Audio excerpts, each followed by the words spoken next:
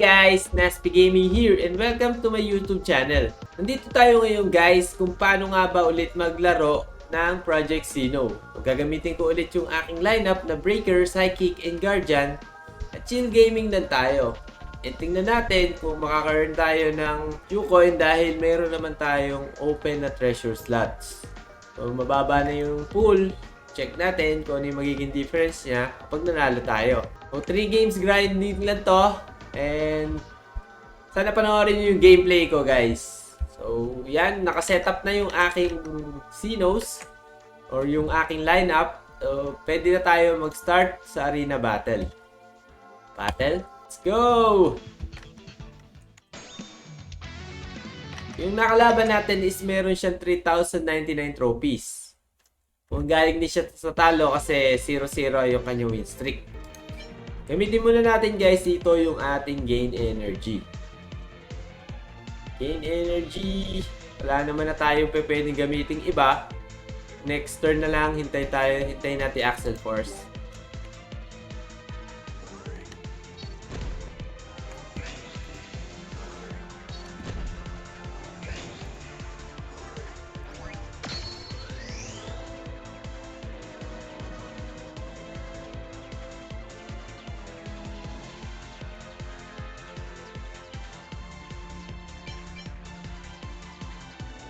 O gamitin ko muna yung Axel Force bago ako gumamit ng skills ng ating Psychic ulit.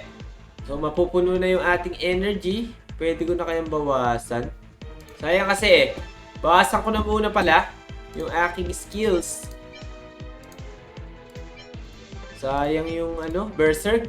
Hindi ko magagamit pero okay lang yan. Nag-Raging Flame siya plus Konohagure. Yung Konohagure pala, yung skill ng ninja na ginamit niya is mababawasan tayo ng isang damage type na skill sa kanya dahil magmi-miss lang yun. Pero sa kanya na magmi-miss yun. Sayang yung damage natin sa kanya. Dahil dyan, upugahan na natin yan ng mga skills ng ating Psychic dahil naka-Axel Force tayo. Speed up and attack up yun. And enter. Tinira niya na yung Endless Lunge. Catastrophe yata sa tropa.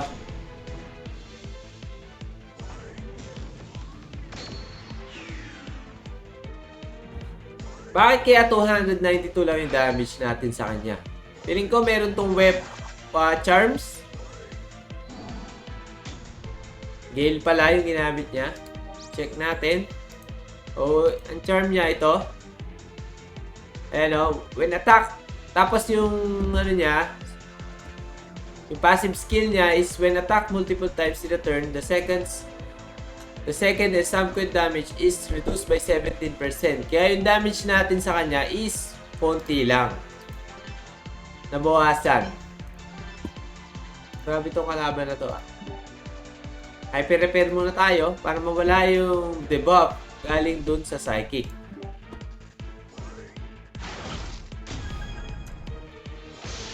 Gain siya. Tira lang na tira si tropa .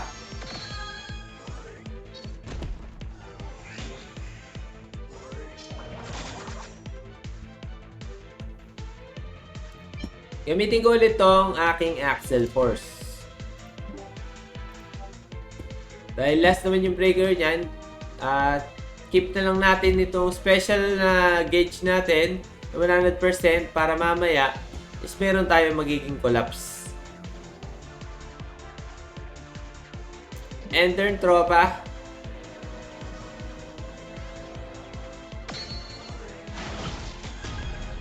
Ganda ng pagkaka-enter natin kasi nag-shields up siya.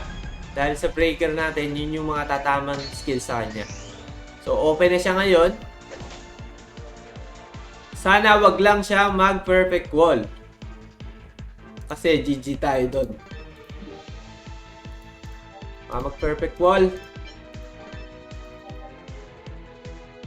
Mag-perfect wall to. Turn end.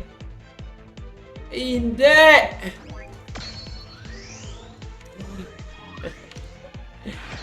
Nag-Avenger. Tama sa lahat. Sakit. Di, okay lang yan guys. Sayang. Sige. Sana hindi mamatay yung aking breaker. Oo, okay. Mukhang makakasurvive.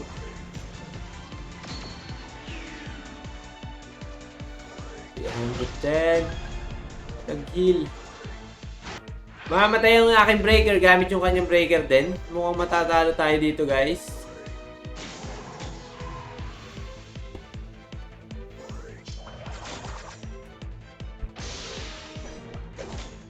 Oy!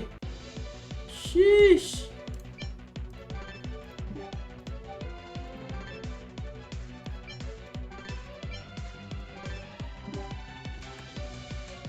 Matatalo tayo dito.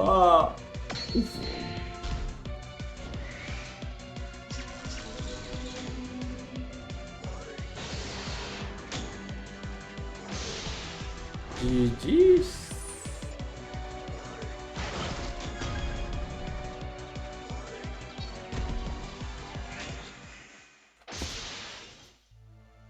Mahinang nila lang. Natalo tayo guys. So yun guys, natalo tayo.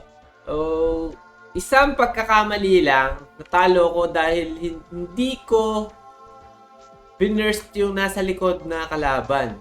Dahil nag-aalala ko dun sa first call na gagawin niya. Yung pala, nag-Avenger siya. So, yun, GG's. Battle ulit tayo.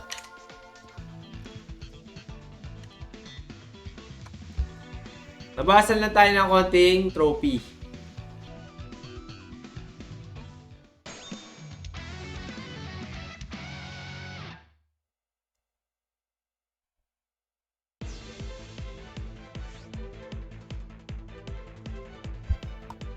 So, kalaban naman natin ngayon guys is itong Ninja Grappler plus Samurai.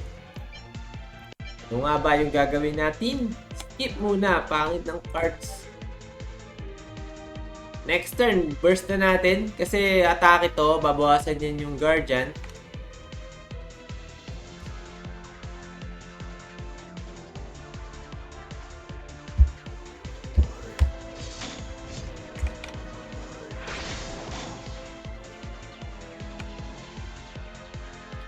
Okay. Sakit naman ng mga skills niya. Tingnan niyo yung buhay ng aking mga sino. Mahapdi. Turn end. Nag-heal muna ako para makasustain tayo. Yung fireball nga pala guys is automatic nagki-critical yan kapag dito sa ninja. Sa ninja inatake. And yung guardian masakit yan sa grappler. Pero hindi kontrahan dito no? Heal. Buhay na buhay. 152. Sarap ng heal. Nag-little ninja siya. Tropa. Pleto yan. Sana bigyan ako ng little thunder. Yun. Nice. Gamitin natin little thunder. Plus magnetic armor ako. Earn end. Kailangan guys, kapag lalaro tayo, nakafocus lang tayo sa game para nakikita natin yung binubugan yung skills. E nakikita natin yung mga skills na pwede natin gamitin sa kanya. Hindi ko na nga na-check yung mga passive skills niya para makita nyo. Nauna na yung kanyang ninja at yung grappler sa aking guardian. So, ibig sabihin, bumaba lang yung speed ng aking guardian. Kaya kompleto siya ng charms. Please. Sino killer? Wala siyang speed up. Pwede na ako magganito. Berserk plus air ray dito. And mag-gain energy ako. Huwag muna i-gain energy pala guys. Atin to, sayang yung berserk. Yun lang. Nakita nyo, kahit gaano kalakas yung damage ko, magmi-miss ako dito. You know, nag-miss ako ng 1 turn or 1 energy, 1 skill dito sa ninja niya. Grabe. Ang OP nun. Nag-heal siya, tapos miss pa. Ba yan? Sige. Gamitin ko na itong Little Thunder. Heal muna tayo. Para in case na mag-skill yung kanyang samurai, is naka-heal na tayo. Hindi na mauubos yung ating buhay. Manonoter naman natin tong kanyang grappler. Hindi na siya nag-skill. Oh, shit. Nabuhay pa.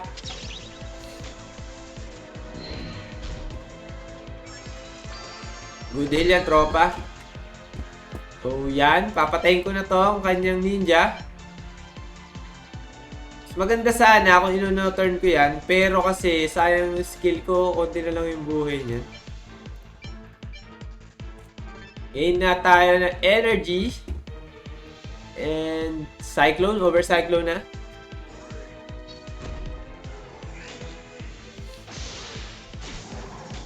Hindi ginamit yung skill. Yun. Iron Slay. Matik patay. Sakit. Psychic, yung mga skill na psychic, gusto natin sa kanyang samurai. Hilitiin natin siya ng air raid kung sakaling mabubuhay pa siya. Pero matik to, patayin na tayo guys.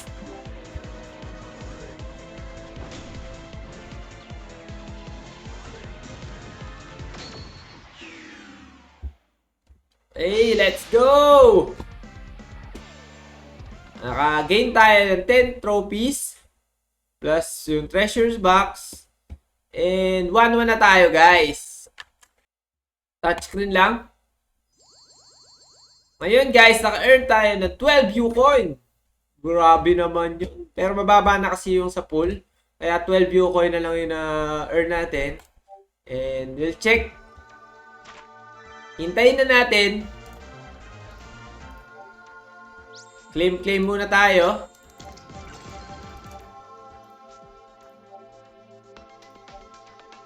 Sana na next game guys, manalo tayo. Kasi kapag nanalo tayo, yung U-coin pool is nag-reset na. So medyo mataas yung makukuha nating U-coin earnings. So battle ulit. Oh, paano tayo mananalo? Season 1 leaderboard yung kalaban natin. Pero itatry pa din natin guys. Hindi tayo susuko. Shields up.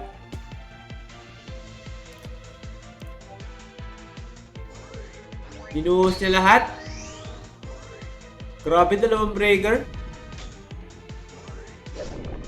Madaya ka masyado, tropa. Ang taas ng skills ng kanyang ninja. Plus 12.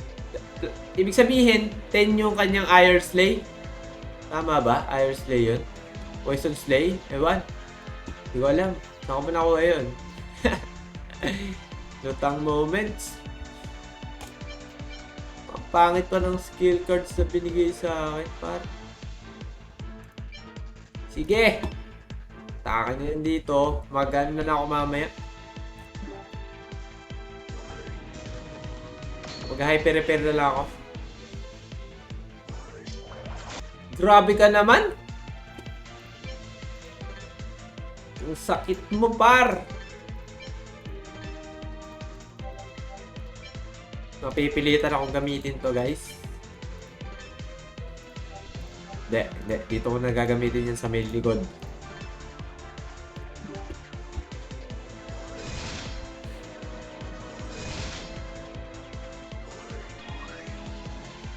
Pitin pa rin yata yung aking special skill.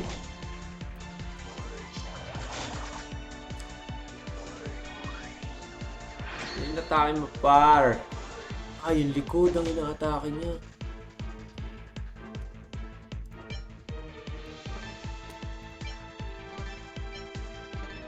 Sige, gamitin ko na to.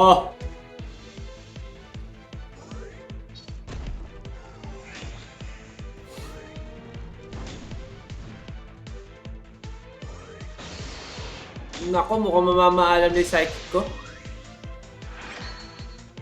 Grabe yung mga skills niya. Oh. Oh. Pinarana sa akin yung kahapon. Ano ba yan? Halo.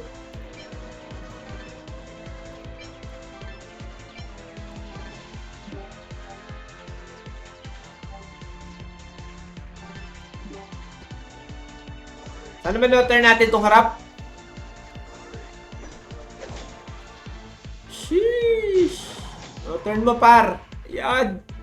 Ay, gagi. Skills pala niya.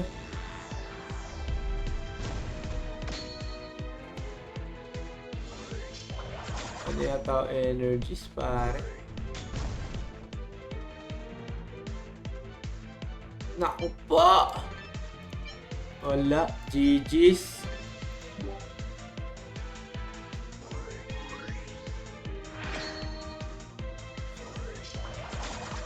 Salamat na lang sa all. Talo ko.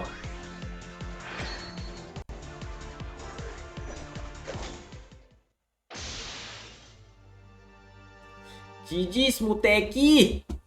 And guys, so nakikita nyo yung meron siyang badge na Season 1. Kasama siya sa leaderboard ng Season 1. Sobrang lakas niya. And tinalo nga pala tayo. So yun guys, natapos na yung ating game na daily grind. 3 games. And 2-1 tayo or 1-2. 2 talo, 1 panalo. Pero okay lang. Babawi tayo sa mga susunod. And grabe yung mga nakalaban natin. Nag-leaderboard siya. 2 breaker, 1 ninja. Oh, maraming salamat guys. Sana may natutunan na naman kayo sa gameplay. Hindi lang sa akin, kundi dun sa mga skills ng kalabang ko. Katulad sa ninja na mayroon siyang pampamis and heal. O grabe ang OP nun kapag natapat yung single target na skill mo is magmi-miss lang siya. Maraming salamat guys sa panonood. So don't forget to subscribe. Follow na din sa aking Facebook page. And comment na din guys dito sa aking YouTube channel. Kita-kita ulit tayo sa ating daily grind videos.